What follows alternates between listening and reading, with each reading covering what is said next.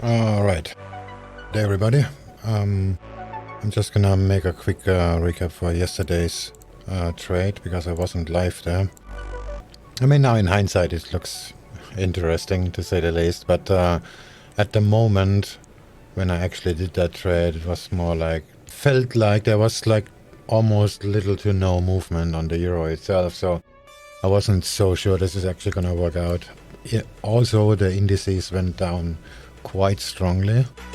So there was this retest which I missed pretty much, and then I just basically bought the breakout, but not very heavy. And when it went down, of course, I scaled in. I had a few limit orders here and 2 limit orders below the VWAP to accommodate for this support here, but that actually never happened. So I scaled in here on the breakout level again, which is something I usually don't do, and I don't recommend anybody to do that, by the way.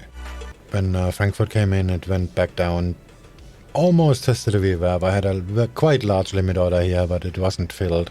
As for the exit, I took this resistance from the this one here, from the 15-minute chart. I know it breaks through this levels here, but this was news, and this I just ignored because it was confirmed here. So yeah, that's basically it. And what I'm doing right now is actually selling Eurians. Let's see how that works out. Just to the pivot support ish. Actually, it's the same support I used to base this trade from yesterday on. So let's see how that works. I'm not so sure yet where to place a stop, so that's why the size is not very meaningful. Probably gonna settle for around here. Right, I'm gonna go live now. So that's just a recap from yesterday.